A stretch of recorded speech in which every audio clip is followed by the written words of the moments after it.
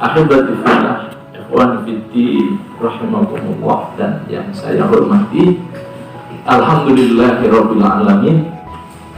Senang sekali pada pagi hari ini kita bisa bertemu bermuajahah bersama ikhwan seperjuangan kafilah atau divisi SMA Islam Surakarta. Meskipun saya setiap Jumat ketiga juga bisa bertemu cuma dari luar ya, yang pagi ini kita dapat bersama-sama di dalam markasnya. Mudah-mudahan pertemuan ini benar-benar pertemuan yang diberkahi dan dirahmati oleh Allah Subhanahu wa Ta'ala, sehingga menjadikan perjalanan hidup kita menjadi perjalanan hidup yang penuh makna. Amin. Salawat dan salam semoga terus terlimpah pada junjungan kita Nabi Agung Muhammad Sallallahu Alaihi Wasallam, yang telah membimbing, mendidik, menuntun kita semua dengan dinul Islam.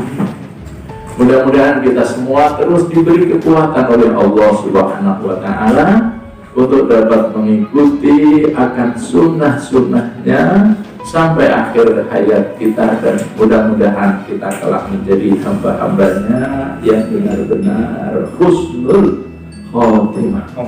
Allahumma ja'alna bi husnil khatimah, Allahumma ja'alna bi husnil khatimah. Amin. Ikhwani fiddin rahimakumullah, hari ini kita masih berada di Syahrul Haram ya, mengingatkan kita tentu akan sebuah peristiwa besar, mengingatkan kita akan sebuah perjuangan besar di dalam Islam. Itulah yang namanya hijrah. Pertanyaannya yang muncul bagi kita, hijrah apa yang mesti juga kita lakukan? Karena hijrah sesungguhnya adalah bagian daripada hidup seorang muslim. Satu poinnya Pak ya. Jadi hijrah apa yang mesti harus kita lakukan sebagai seorang muslim, wabil khusus lagi kita sebagai seorang mu'alim, seorang pendidik, murabbi ya. Kita mengenal di dalam sejarah Islam bahwa hijrah yang pertama kali yang dilakukan oleh baginda Nabi ternyata hijrah pola pikir, yang menghijrahkan langsung Allah melalui firman-Nya, yaitu wahyu yang pertama kali turun. Iqra bismi rabbika. Kata-kata bismi rabbika itu adalah sebuah landasan hijrah yang agung. Karena kebiasaan orang-orang jahiliyah pada masa itu, setiap kali akan melakukan perbuatan maka selalu menyebut bismi. Cuma mereka lanjutannya itu adalah Lata, bismi Uzza, bismi Hubba, bismi Mana.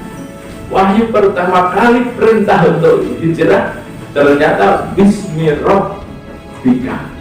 Tetapi sebelum Allah menyampaikan bismi Rabbika adalah ada kalimat Iqra. Subhanallah.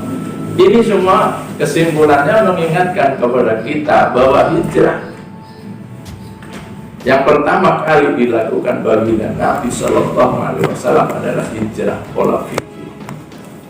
Tentu kita sebagai murabbi, sebagai mu'alim ini harus menjadi bagian.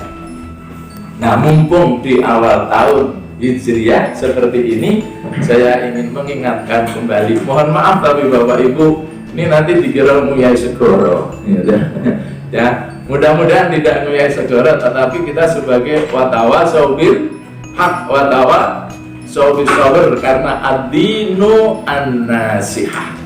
Karena sesungguhnya agama itu adalah nasihat. Bicara tentang agama adalah bicara tentang nasihat ya. Jadi kembali pada tema hijrah yang pertama kali yang mesti dilakukan oleh setiap kita muslim itu adalah ternyata hijrah pola fikir. Imam Al-Ghazali rahimahumullah mengajarkan kepada kita Bagaimana menghijrahkan pola pikir itu? Dalam nasihat beliau disebutkan innal fikrata khamsatu aujah. Sesungguhnya pola pikir untuk bagi seorang muslim, sesungguhnya pola pikir bagi seorang muslim itu hendaknya benar-benar didasari, dibersamai, dan diakhiri dengan apa? Khamsatu aujah, dengan 5 wijhah. Pesantren terkenal wijhah, lagu PII juga pakai wijhah. Ya kan gitu ya, wijhah. Wijhah itu adalah pandangan. Sesungguhnya pola pikir seorang muslim itu harus selalu didasari, dimulai, dibersamai, dan diakhiri dengan 5 wijhah. Aujah itu jamak wijhah. Barangkali bahasa kitanya langka. Kalau kita berdoa kan ini wajah tuh wajihnya. Sehingga kalau kita pakai bahasa wijhah mudah-mudahan tidak asing ya. Jadi memang harus selalu kita arahkan. Ya, harus selalu diarahkan pada 5 pola fikir di dalam Islam. Yang pertama disebut fikratun fi ayatillah. Berfikir, pola fikir ya, tentang ayat-ayat Allah Subhanahu wa Ta'ala. Terjemahan bebasnya berpola fikir Qur'ani. Gitu ya. Jadi fikratun fi ayatillah. Tujuannya yatawalladu minha at-tauhid. Sasaran, jadi tujuan yang ingin dicapai dengan berfikir Qur'ani itu agar supaya mampu menumbuhkan jiwa tauhid. Menumbuhkan jiwa tauhid. Sekarang banyak orang yang bengok-bengok tentang tauhid. Ini ngaji deh orang hisab. Di jalanan banyak. Kita kadang-kadang sok-sok geli itu ketemu kalau pas ada acara-acara bersama. Jiwa tauhid tidak mungkin akan tumbuh kecuali dari pola pikir pertama. Oke, kita baca dulu supaya utuh. Jadi itulah yang pertama. Yang kedua fikratun fi alaillah. Berfikir untuk selalu mengakui akan kemurahan. Berfikir untuk selalu mengakui betapa besar Allah. Allah itu artinya pemberian. Makanya di surat Ar-Rahman diulang sampai 31 kali. Fabi'ai Allah. Jadi mengakui betapa banyak pemberian Allah kepada kita. Kalau sudah bicara ini, waduh, Allah, oke syukurin, oke sambate, itu mesti yang gurih. Dan di sini karena pola pikirnya kurang sempurna. Berpola pikir untuk selalu mengakui betapa besar karunia Allah kepada kita. Untuk apa? Tujuannya adalah untuk menumbuhkan yatawalladu minha al-mahabbata wasyukra. Untuk menumbuhkan kecintaan yang benar-benar dalam kepada Allah Subhanahu wa Ta'ala, sehingga benar-benar inna sholati wa nusuki wa mahyaya wa mamati lillahi rabbil, itu namanya mahabbah wa syukra, dan rasa syukur atas nikmat dan nikmat yang telah diberikan. Yang kedua. Yang ketiga adalah fikratun fi taksirin nafsi fi ta'atillah. Membangun pola fikir untuk selalu mengingat-ingat dan menghitung-hitung akan taksirin nafsi, kekurangan diri, keteledoran diri fi ta'atillah, dalam melaksanakan ketaatan kepada Allah. Untuk memikirkan tentang keteledoran diri, kekurangan diri kita di dalam melaksanakan ketaatan kepada Allah. Tujuannya untuk apa? Ya tawalladu minha al-haya. Tujuannya adalah untuk menumbuhkan rasa malu benar-benar kepada Allah Subhanahu wa Ta'ala. Subhanallah, luar biasa. Karena nanti akan kita baca uraiannya, munculnya leda-leda kita, ya Pak ya. Dengar adzan ya Allah muadzin gayanya adzan. Itu artinya memang kita lidorannya diri kita ini sudah kadang-kadang sok lewat batas. Jawabannya ternyata passwordnya cuma satu itu, karena hilangnya rasa malu. Maka dengan pola pikir ketiga ini untuk apa? Untuk menumbuhkan rasa malu kepada Allah Subhanahu wa Ta'ala. Yang keempat disebutkan oleh Imam Al-Ghazali, fikratun fi ahdillah. Jadi membangun pola pikir untuk selalu mengingat-ingat dan meyakini akan janji-janji Allah Subhanahu wa Ta'ala, bahwa janji Allah pasti benar. Apa yang dijanjikan Allah pasti menjadi kenyataan. Tujuannya yatawalladu minha ar-raghbah. Tujuannya adalah untuk memunculkan, untuk melahirkan dalam diri kita, untuk memunculkan jiwa yang benar-benar raghbah. Raghbah itu optimis, memiliki semangat hidup yang tinggi, memiliki semangat hidup yang tinggi. Karena apa yang dijanjikan oleh Allah pasti benar. Gitu. Kemudian yang terakhir, yang kelima, pesan Imam Al-Ghazali, fikratun fi wa'idillah. Berpikir, membangun pola pikir untuk selalu memahami, mengikuti akan wa'id itu janji dan ancaman. Wa'id dalam istilah akidah ada al-wa'du wal wa'id. Wa'id itu artinya ancaman atau siksa. Untuk selalu memikirkan akan siksa, memikirkan akan ancaman-ancaman Allah bagi orang-orang yang tertidur di nomor 4 tadi. Orang-orang yang benar-benar tidak memenuhi apa yang telah ditetapkan oleh Allah. Tujuannya untuk apa? Ya tawalladu minha al-haibah.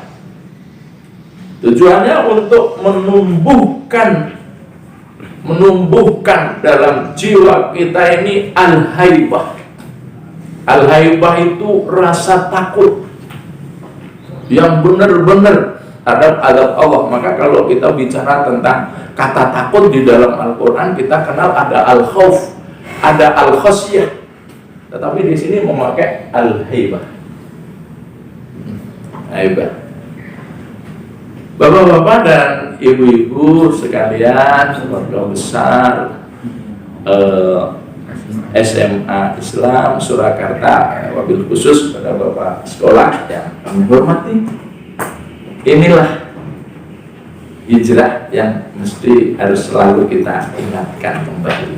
Ya, ini jadi cuma ingatin aja ya Pak Demah, dan perlu terus kita ingatkan untuk terus tawasau bil haq wa tawasau bis sabr, terlebih di tengah-tengah kehidupan yang serba online, serba instan, ibu di dapur aja serba digital, ya. Ternyata persoalan kita ini ya instan, persoalan kita sering digital, persoalan kita juga sering online. Artinya apa? Detik ini ketawa, bisa 5 detik berikutnya menangis. Itu kalau pada masa Umar bin Khattab diketahui oleh orang jahiliyah sampai disebut Umar gila. Dan itu luar biasa. Apalagi plus ditambahi, ini kan ada plus saat ini ya Pak ya, adanya fitnah besar ini. Saya di khotbah Jumat juga sudah saya nggak pernah absen kata-kata itu. Musibah ini memang benar adanya, kita bukan menafikan, tapi tampaknya hari ini bukan saja musibah, tetapi sudah naik menjadi fitnah. Makanya kalau dulu di awal-awal kita diajari doa Allahumma adfa'anal bala wal wabah wal fahsya wal fitan. Ada artinya fitnah yang besar ini. Persoalan hidup kita akan selalu berubah dari waktu ke waktu, bukan jam ke jam, bahkan dari menit ke menit. Dalam kondisi seperti ini, tawasau bil haq wa tawasau bis sabr di antara kita, karena kita berkiprah di dunia pendidikan, tentu membangun pola pikir ini harus betul-betul kita dahulukan.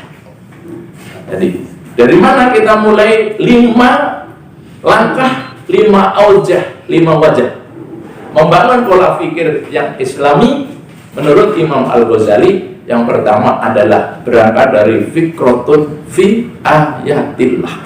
Maka mari kita berpola pikir Quran. Pola pikir yang ayatillah itu adalah pola pikir yang didasari, dimulai, dibersamai, dan diakhiri dengan ayat-ayat Allah Subhanahu wa Ta'ala. Itulah maka sampai pesan Nabi Shallallahu Alaihi Wasallam, sebuah ayat yang pendek sekali, kullu amalin dibalin, setiap amal perbuatan itu akan diba. Di riwayat yang lain abta, putus. Apa? Jika tidak diawali dengan membaca Bismillahirrahmanirrahim. Karena induknya daripada Al-Quran itu Al-Fatihah. Dari induk Al-Fatihah adalah melalui Bismillah. Sehingga setiap surat di dalam tartibul kitabah diawali dengan Bismillahirrahmanirrahim. Jumlah Bismillah di dalam Al-Quran sejumlah surat.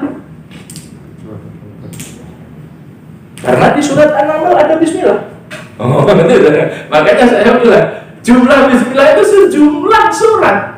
Mengapa surat At-Taubah tidak ditulis? Karena di surat An-Naml ada Bismillah di tengah. Sebenarnya kata-kata Bismillahirrahmanirrahim ini adalah hijrah yang luar biasa. Dengan menyebut asmamu ya Allah. Ya kalau yang baca kita hari ini nggak bisa merenung, bayangin orang-orang jahiliyah yang mendarah mendaking Bismillah atau Bismil-Uzza itu luar biasa, merubah dari itu menjadi Bismillah itu. Dengan mengucap nama Allah Subhanahu wa Ta'ala ini artinya apa? Ini kita mengagungkan Allah, Bismillah, menghadirkan Allah dalam seluruh aktivitas kita. Maka kadang-kadang ada yang mengulang-ulang, tidak hanya sekali, dan memang tidak ada batasan. Mengapa? Bagi ikhwan-ikhwan yang sudah mendalami betul nilai-nilai tasawuf seperti ini, karena ketika beramal merasa Allah belum hadir. Karena Bismillah itu pada prinsipnya adalah menghadirkan Allah di dalam amal perbuatan kita. Jadi menghadirkan Allah di dalam amal perbuatan kita. Maka tujuannya adalah apa? Ya tawalladu mina atau untuk menumbuhkan tauhid. Jadi dari kata Bismillah. Maka sering saya terjemahkan bebas, fikratun fi ayatillah itu artinya ngaji. Keluarga muslim itu mengawali hidup dengan ngaji, mengakhiri hidup dengan ngaji. Itulah maka ada zikir pagi dan zikir sore, gitu loh ya. Pastikan sore kita badal maghrib itu ngaji, pastikan habis subuh kita ngaji. Untuk apa? Supaya perjalanan hidup kita sepanjang siang benar-benar didasari, dibersamai dengan ayat-ayat Allah, dengan ngaji ba'dal maghrib, supaya perjalanan hidup kita sepanjang malam itu dimulai, dibersamai, dan diakhiri dengan ngaji. Maka ini harus menjadi pola. Ini harus menjadi pola. Target goal yang kita inginkan apa? Ya kalau kita berbicara lembaga pendidikan Islam, yang mudah-mudahan kalau tanya keberhasilan yang pertama kali ngaji nih, ya Pak ya. Saat kita akan menyekolahkan anak-anak, mungkin cucu-cucu kita di sebuah lembaga pendidikan, kira-kira nek disuruh lagi kono iso ngaji apa? Ora, dalam penjabaran luas nantinya seperti itu. Karena ini pola dasar. Itulah yang para kiai-kiai kita dahulu, subhanallah, nanti rak sempat nulis Latin, ya Pak ya. nggak nulis pegon. Ayah saya nggak bisa nulis Latin, Pak. Tapi kalau nulis pegon cepat sekali gitu. Ya, karena yang diajar ngaji. Karena dengan pola fikir Qur'ani inilah yang akan menumbuhkan yatawalladu minha at-tauhid, untuk menumbuhkan jiwa tauhid. Jiwa tauhid itu seperti apa? Singkat saja langsung intinya. Jiwa tauhid itu sebenarnya telah diajarkan oleh Rasulullah melalui sebuah doa yang sangat populer. Raditu billahi rabba wa bil islami dina wa bi Muhammadin nabiyya wa rasulah. Dulu sering kita tanya, kenapa orang-orang ulama-ulama dahulu kalau mau mengawali belajar kok pakai doanya raditu billahi rabba? Itu kalau kita cermati dari sisi bahasa, orang nyantol bablas ya, nggak ada kata ilmu sebenarnya, kan bingung gitu Pak. Tapi itu menjadi populer. Mengapa? Karena itulah sebenarnya tujuan tauhid yang hakiki itu adalah raditu billahi rabba wa bil islami dina wa bi Muhammadin nabiyya wa rasul. Aku rela hidup diatur oleh Allah. Raditu billahi rabba itu artinya aku rela hidup ini diatur oleh Allah. Wabil islami dina, aturan Allah itu namanya Islam. Wabil Muhammadin nabiyya wa rasulah, Islam itu adalah tatanan hidup yang dicontohkan oleh Rasulullah Sallallahu Alaihi Wasallam. Saya sering terjemahkan gitu, ben gampang karena raditu bilahnya wis apal ya Pak ya. Saking ngapalin ate kamu dembar. Itu raditu billahi rabba. Sejak anak-anak TK dulu kita ya Pak, ya diajarin itu, tapi nggak pernah diurai bahwa itu adalah sebagai goalnya tauhid. Bahasa Arabnya tuh ghayatul muntaha. Jadi goalnya tauhid itu adalah raditu billahi rabba wa bil islami dina wa bi Muhammadin nabiyya wa rasulah. Dari kalimat inilah yang ditulis oleh Sayyid Hawa menjadi kaidah yang sangat populer yang terkenal dengan istilah usulus salasah. Wah, mau dikaji 3 kitab besar-besar ya Pak. Usulus salasah yang melahirkan 3 kitab, satu Allah Jalla Jalaluhu, yang kedua Muhammad Rasulullah, dan yang ketiga kitab Al-Islam. Sampai tebel-tebel Pak. Nah inilah pola pikir yang pertama. Yang kedua adalah fikrotun fi ala ilah sekarang. Setelah kita membangun pola pikir tauhid, maka yang kedua adalah berpikir untuk selalu mengakui betapa besar nikmat karunia Allah Subhanahu wa taala kepada kita ini. Wa in ta'uddu nikmatallahi la tuhsuha. Sudah didahuluin dulu Allah Subhanahu wa taala supaya kita tidak cerewet kali ya, Mbak ya. Mau ngitung gimana? Ya. Betapa besar nikmat karunia Allah kepada kita. Tujuannya adalah untuk menumbuhkan jiwa yang selalu mencintai dan mensyukuri nikmat-nikmat pemberian Allah Subhanahu wa taala. Syukur dan syukur. Maka ada ungkapan nikmatnya sesuatu terletak di dalam syukur. Sejauh mana kita mampu mensyukuri sesuatu, ya sejauh itu pula yang dapat kita rasakan. Bajunya almari Bu, ya tahu, nggak ada gunanya. Sesungguhnya baju panjenengan ya yang nempel hari ini. Ya sejauh mana kita mau mensyukuri sesuatu. Syukur. Satu kata yang sangat pendek, tapi betapa beratnya untuk dilaksanakan. Nah, ada sebuah doa yang mengajarkan kita indah banget. Allahumma ja'alni syakura wa ja'alni sabura wa ja'al ma'ala aini saghira wa ja'alni ala ayunin nasi kabira. Ya Allah, jadikanlah aku hambamu yang pandai bersyukur. Ya Allah, jadikanlah aku hambamu yang sabar. Ya Allah, jadikanlah aku hambamu. Ya Allah, jadikanlah semua yang ada di depan mataku kecil. Ya Allah, jadikanlah aku di depan mata orang banyak itu besar.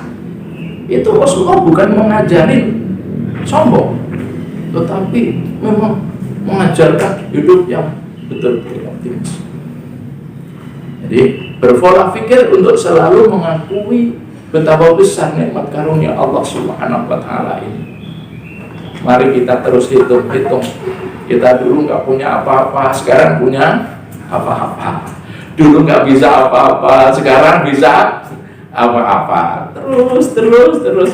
Ya tawalladu minna asyukra. Supaya benar-benar muncul jiwa yang selalu bersyukur atas nikmat dan nikmat karunia Allah Subhanahu wa Ta'ala, yang apabila kita menghitungnya pasti tidak akan mampu, ya. Sehingga kita basa Jawa ini dileh-lehke karo Allah melalui surat Ar-Rahman setelah ayat yang ke-13 dengan firman-Nya fabi ayyi ala rabbikuma tukadziban. Karena sesungguhnya ayat 1 sampai ayat 12 itu adalah ayat tauhid yang luar biasa. Saya mengkaji di satu tempat ayat 1 sampai 13. Sudah 3 kali pertemuan, kok tidak rampung-rampung ya aku. Membaca tafsir untuk mengawali fabi ayyi ala rabbikuma tukadziban. Nikmat apa yang telah diberikan Allah kepada manusia? Baca surat Ar-Rahman ayat 1 sampai 12. Ar-Rahman Allamal Qur'an khalaqal insan allamahul bayan as-samsu wal qamar bi husban wan najmu was sajaru yasjudan was samaa rafaha wa wada'al mizan alla tadghaw fil mizan wa aqimul wazna bil qisti wa la tukhsirul mizan wal arda wada'aha lil anam fiha fatihatu wa nahdudatul akmam wal habbudul asfi war raihan. Ayat 12. Ayat 1 sampai ayat 12 itulah yang disebut ayat-ayat Allah, baik qauliyah maupun kauniyah. Yang qauliyah cuma satu tok, Allamal Quran. Yang 11 adalah ayat-ayat kauniyah. Ini duniane panjenengan yang bergelut di bidang sains. Tapi itu namanya ayat. Ayat-ayat yang luar biasa itu. Berpikir ayat-ayat Allah baru fabi ayyi ala rabbikuma tukadziban. Ya Allah, fabi ayyi ala rabbikuma tukadziban. Saya ingat kiai saya kampung itu kalau menerjemahkan ini, dina saya kok paidu. Ya Allah. Kan sekarang menerjemahkan ya Pak. Nikmat Tuhanmu yang mana lagi yang akan kamu dustakan? Rang efek belas. Roman ganti nanti. Ndine sing arep paidu, mau efek kiamat itu iya. Berarti awake dhewe itu kan maidu. Tukake sandal rada dhuwur jarene kaya wong jinjit ya kok ya. Tukake sandal jepit. Cendakan nganggo klambi abang murah, hitam peteng lah wis ngono kuwi. Fabi ayyi ala rabbikuma tukadziban. Subhanallah. Yang ketiga, tinggal 5 menit. Fikratun fi taksiri nafsnya. Berpikir untuk selalu merenungkan, mencermati akan keteledoran, akan kekurangan diri. Ya Allah. Satu contoh, tapi yakin saya pagi ini umpama ada ya Pak ya. Sapa ndek sing subuh ora salat jamaah. Umpama.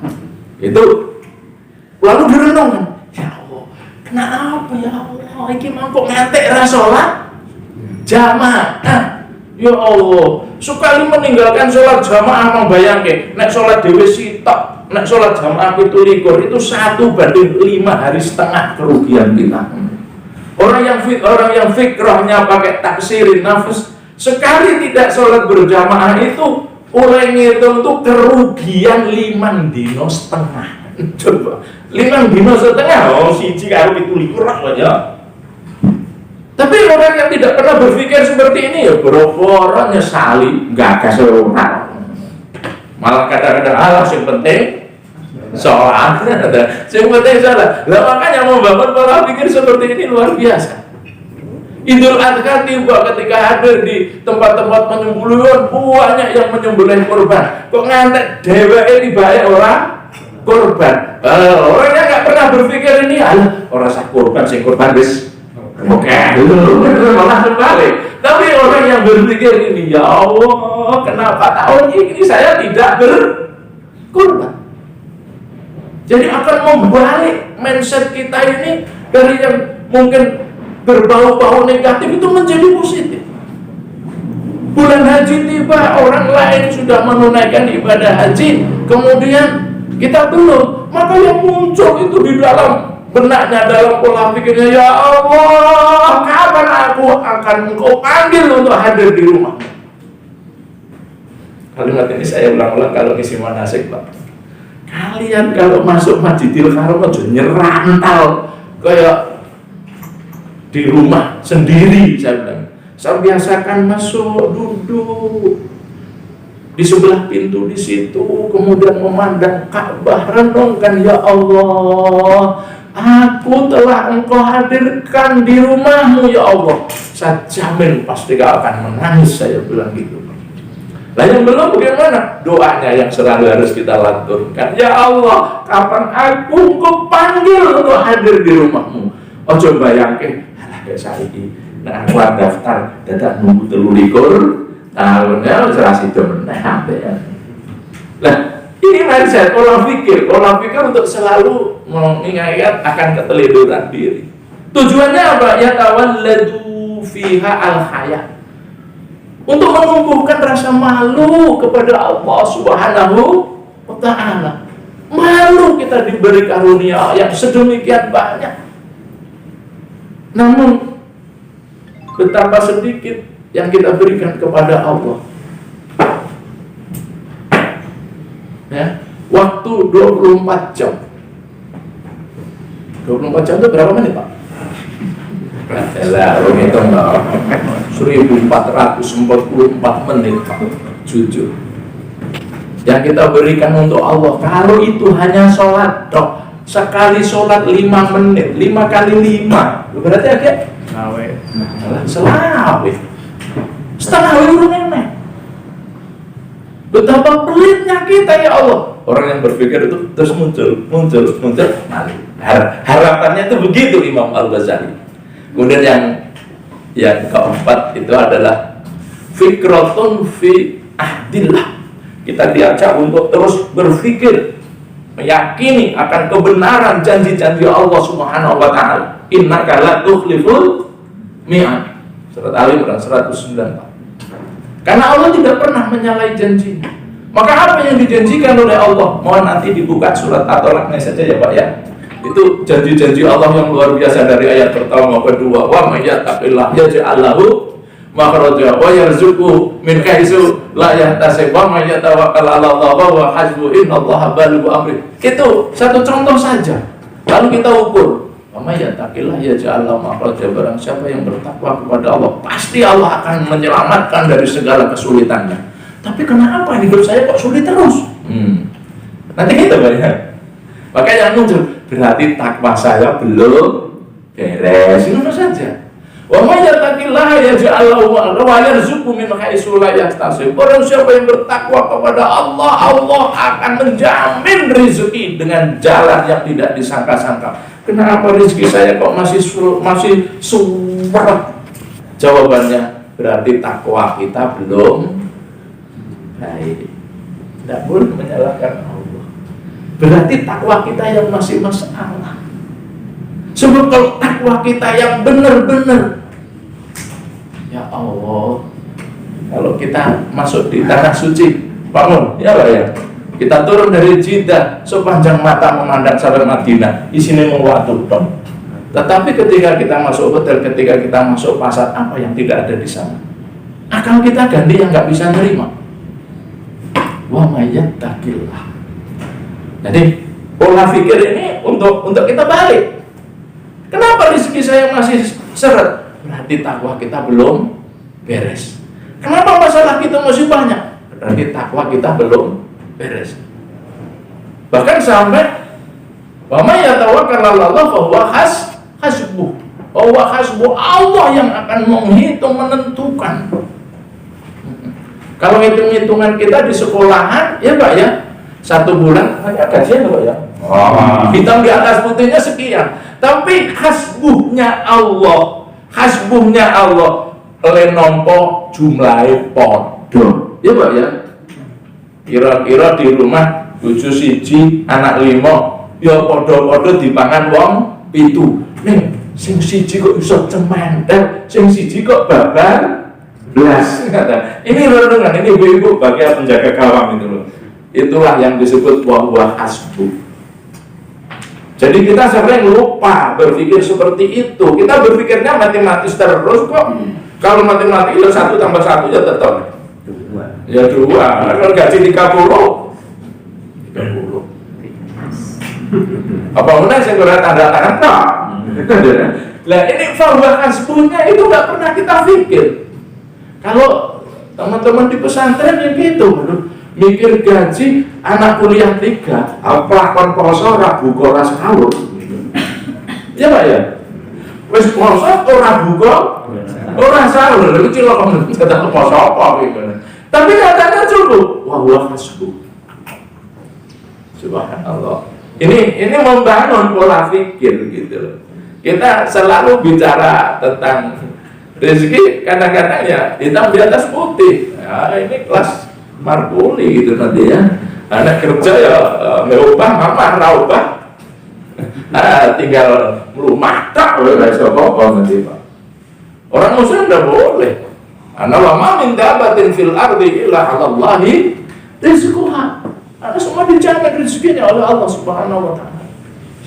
Dan yang terakhir Masya Allah lewat nih jam 8. Yang terakhir adalah fikratun fi wa'idillah. Ada dibedakan Pak, yaitu berpikir untuk selalu mengingat akan ancaman, akan siksaan-siksaan Allah Subhanahu wa taala bagi orang-orang yang tidak mentaati akan perintah-perintah. Untuk apa berpikir seperti itu? Yatawalladu minha al-haibah tadi, untuk memunculkan rasa takut. Kalau yang keempat memunculkan semangat hidup yang tinggi. Kalau yang di sini sebagai rem kehidupan supaya muncul rasa takut, ya tak? Munculnya keberanian kita untuk melanggar aturan Allah Subhanahu wa taala sebenarnya karena hilangnya rasa takut. Hilangnya rasa takut kepada Allah. Munculnya keberanian kita untuk melanggar aturan Allah itu hilangnya rasa takut kepada Allah. Saat rasa takut ini muncul selalu ada di dalam diri kita, maka tidak mungkin seorang penggembala kambing di masa Umar bin Khattab, kisah yang sangat populer, sehingga jawabannya aina Allah. Di mana Allah kalau gitu? Karena apa? Karena rasa takut sudah tertanam di dalam jiwa. Ikhwani wa akhwati fiddin rahimakumullah, Bapak Ibu, keluarga besar SMA Islam Surakarta yang kami hormati dan yang kami muliakan pula, Pak Kepala Sekolah Pak Sumardi yang dirahmati oleh Allah Subhanahu wa taala. Demikianlah tawasau bil haq wa tawasau bis sabr. Nah, ini setengah jam ya Pak ya. Alhamdulillah, mohon maaf lewat 3 menit nih. Jadi kalau sebentar nonton jam. Oke, ya sini lewat ya. Mudah-mudahan yang sedikit ini diberkahi dan dirahmati oleh Allah Subhanahu wa taala sehingga menjadi pesan dan peringatan yang bermakna dalam hidup kita. Subhanakallahumma wa bihamdika asyhadu an la ilaha illa anta astaghfiruka wa atubu ilaik. Alhamdulillahirabbil alamin. Assalamualaikum warahmatullahi wabarakatuh.